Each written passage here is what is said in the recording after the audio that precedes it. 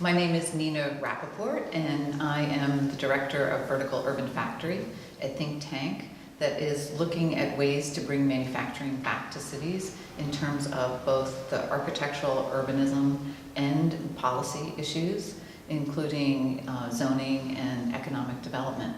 And with my project here at the gallery, I am looking into ways to create hybrids of mixed-use manufacturing spaces combined with living, and the living would subsidize the manufacturing spaces so that manufacturing could remain in cities, because these spaces of production are increasingly leaving cities for other places. Hello, I'm Dongwoo. I'm the co-founder of Proud and assistant professor at Huang University. And I think this exhibition, Factory for Urban Living, is quite interesting and important in a way that we are moving into a new era where all these new ways of urban productions and manufacturing businesses are coming back to the city. So in that sense, I thought it is important to address this new movement and changes, and especially in the project in Pyongyang, which is the capital of North Korea.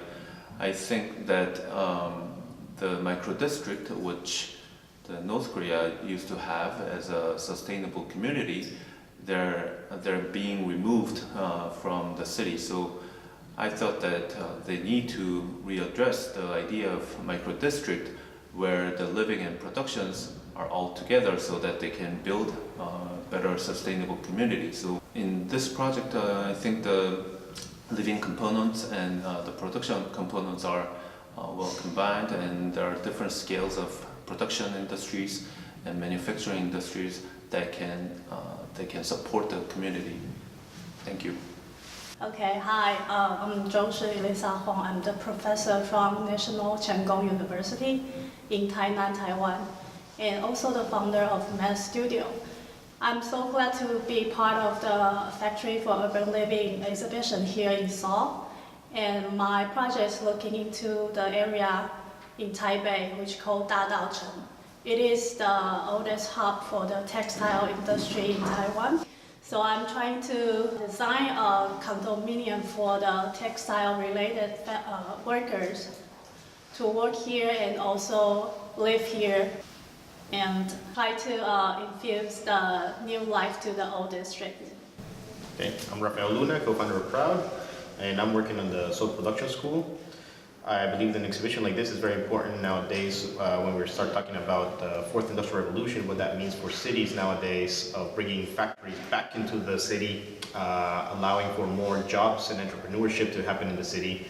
So as architects, we need to analyze what that means as spatial conditions in the urban context. So an exhibition like this, I think, brings into perspective dialogue that we should be having as urbanists and architects. So the project that I'm proposing is looking at adaptive reuse of elementary schools in Seoul that are being shut down or underutilized, and seeing how we can sustain this educational infrastructure for the city as a new way of learning in the city. So we can hybridize with additional programs that keep the building blocks active and still sustain education inside of the city center. Hi, this is Xiaojun, and this and is I'm Yingfan Zhang. We come from Atelier Alter, China, and so this is the first time that we focus on social agenda and transform from architecture. And this time we are looking at the opportunity that working class learning opportunity from our urban design. Okay, so as Boo said, it's the first time we address the issue of architects' social agenda. We want to look closer into the workers' family, and we are doing it through a couple of scales, from the urban to the architecture, and we would like to offer you a new look based on the technology of AI and we want to figure out a new way that offers the working class family a better living and working environment. So we we tackle all the issues from different scale in terms of architectural design and urban design through the way of parametric design. Okay, thank you everyone. Bye-bye. 저는 프로젝트 아키텍처에서 그래픽 작업을 했고 지금 건축 쪽 일러스트레이션 준비를 하고 있는 김혜인이라고 합니다. 저희 작업은 동대문 문구 안구 거리가 배경이 되고 도시 생활 주거를 이제 전시 주제로 했을 때 이제 근미래에 인공지능을 이제 바탕으로 한번 이야기를 풀어나가면 어떨까 하고 생각을 했어요. 그래서 이제 어떤 특정한 건축물보다는 사이트와 주제, 그러니까 도시생활 주거 그리고 거기서 근미래의 생산의 바탕이 될 수 있는 인공지능이 어떻게 결합돼서 이야기를 풀어나갈 수 있는가를 하고 가족과 어린이 지켜야 될 것에 대해서 더 공격적으로 마케팅을 하는 거라고 생각을 해서 이제 이거는 어린이들이 친숙하게 여길 수 있는 장난감, 문구, 완구 이런 것과 연결이 될 수 있다고 생각을 했고 그것이 이제 기술의 발달과 조합이 된다면 어떤 움직이는 것, 그러니까 로봇 더하기 어떤 완구, 문구, 친숙한 것이라고 했을 때 이제 인형에 대해서 생각을 해보게 됐어요. 주변 사이트에 이게 로봇을 만드는데 꽤 설득력을 가질 수 있다고 생각을 하는 게 바로 왼쪽 사이트의 왼쪽으로는 기계공구 상가와 세운 상가가 위치해 있고 이제 위로는 어떤 인형의 부속품을 만들어줄 수 있는 옷이나 그런 걸 만들어줄 수 있는 봉제거리가 있고 또 방산시장 옆에 있어서 플라스틱 생산도 충분히 가능하다고 생각을 했고요. 이제 이것은 하나의 내러티브를 가진 이야기로서 풀리게 됩니다. 그래서 끝에 보면 처음에는 가족의 그러니까 부녀지간 단순한 트러블로 인해 시작을 했다가 이제 그게 어떤 구조와 추진력을 가지고 나아가서 결국은 소형의 작은 조직의 생산에서 시작을 됐지만 이게 결국 대기업이나 그런 곳의 자본력과 그런 추진력을 갖지 않으면 거대한 구매력과 소비력을 만들 수 있는가 또한 그것이 이제 소비자들로 하여금 어떻게 접근하게 되는가 그런 생산 방식들이라는 주제를 한번 질문으로서 던져보고 싶었습니다. 네, 감사합니다.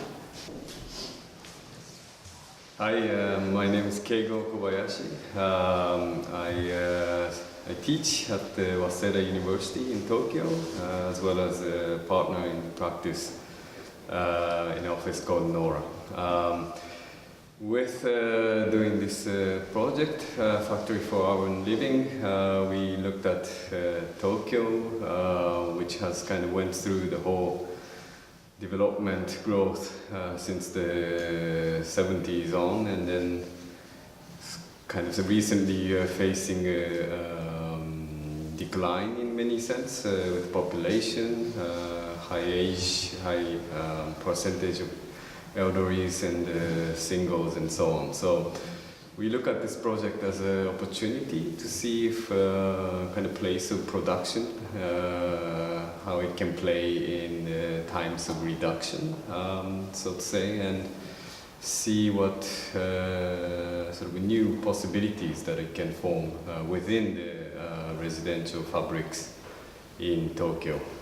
The project should be somewhat self-explanatory, but we looked at not the actual production part, but more about preparation for the production, which involves kind of inspirations, creation of new ideas, talking to people, sharing ideas. Those becomes more and more important in that process, and somehow those are also precisely the same kind of programs what is beginning to be missing from a lot of houses lived by singles. So our idea is to kind of combine those two, having apartment buildings for singles, sharing these programs of production process.